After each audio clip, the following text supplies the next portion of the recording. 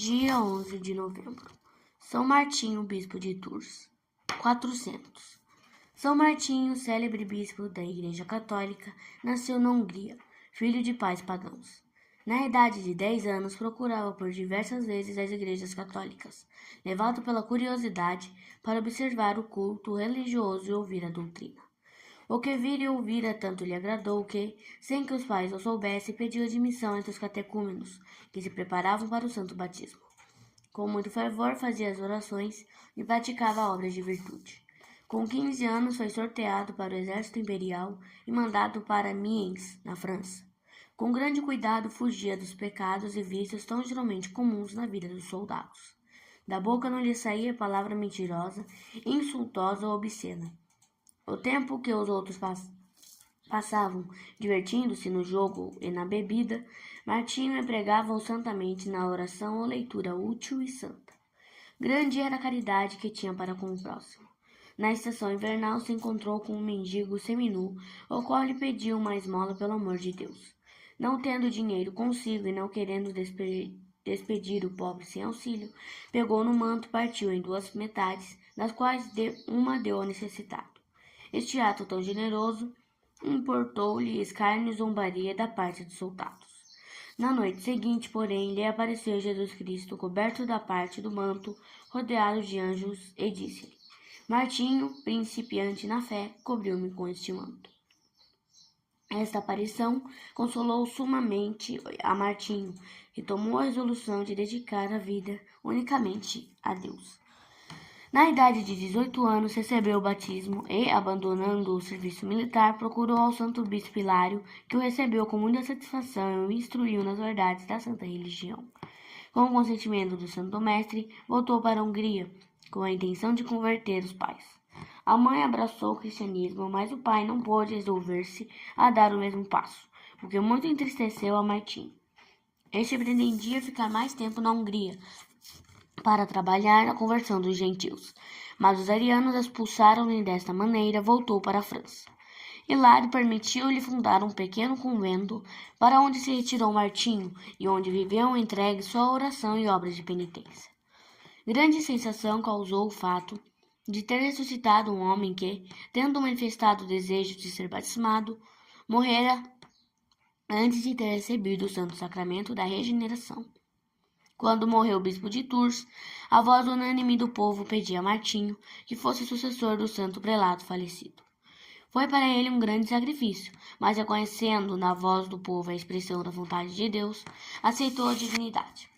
Perto da cidade de Tours, erigiu um convento, onde viveu em comunidade com os monges.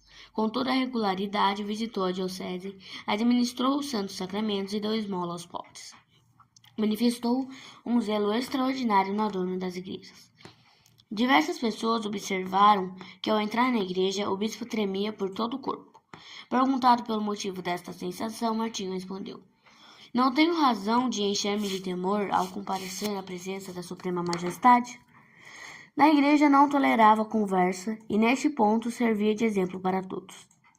Para os diocesanos, era o modelo perfeito de todas as virtudes. Os biógrafos acentuam bem que pessoa alguma viu jamais Martinho esquecer-se num ímpeto de raiva ou observou-lhe um riso vaidoso. Um dos sacerdotes, a princípio muito piedoso, começou mais tarde a abandonar os bons princípios e a entregar-se a uma vida pouco conveniente ao seu estado. Martinho admoestou-o com toda a caridade e a mansidão. Não podendo, porém, evitar que o padre com isto se ofendesse, em vez de aceitar docilmente os conselhos paternais do superior, incitou os companheiros a desrespeitar o bispo, sujeitou a vida do mesmo a crítica desrespeitosa e chegou ao ponto de injuriar publicamente o prelado.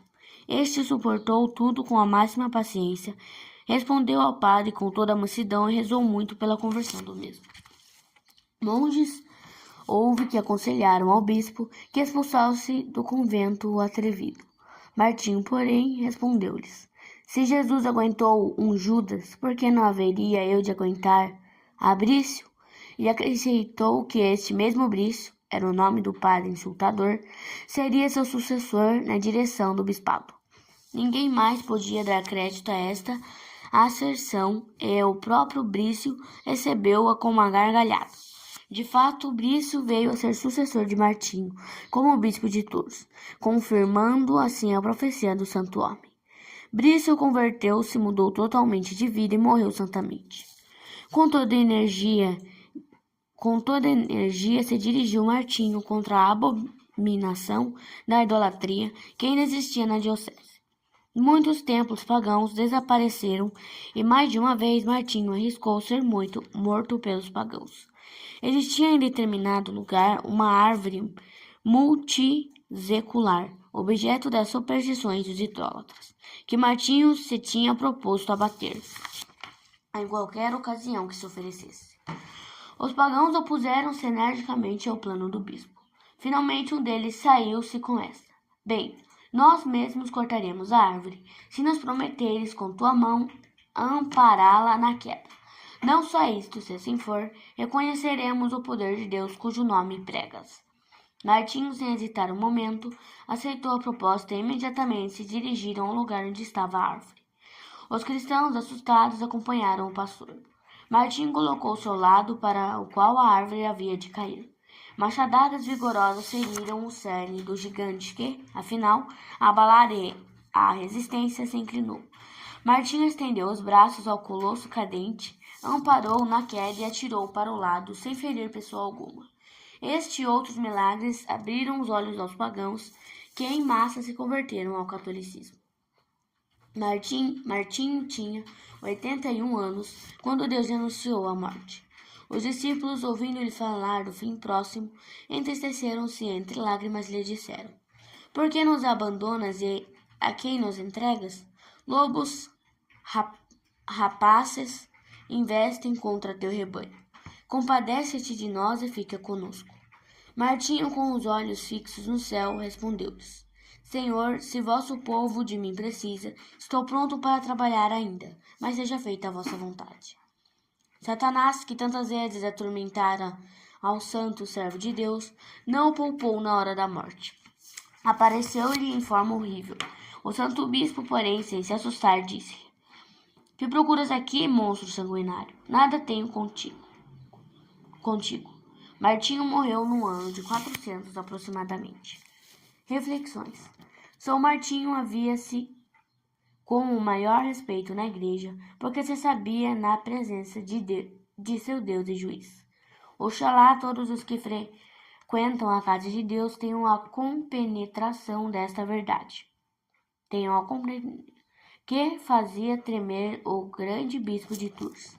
Se tivessem a fé de São Martinho, bem diferente lhe seria a conduta na igreja. Terrível é este lugar. Aqui não é outra coisa, senão a casa de Deus e a porta do céu, disse o patriarca Jacó no lugar onde lhe aparecera a escada misteriosa. As mesmas palavras aplica a Santa Igreja aos templos de Deus. As casas de Deus são casas de oração. As faltas de respeito na igreja provocam a ira de Deus e são precursoras de grandes castigos. Comporta-se sempre corretamente quando estiveres na igreja e não te prestes a cooperar em faltas alheias. Lembra-te de que estás diante de teu Deus e eterno juiz.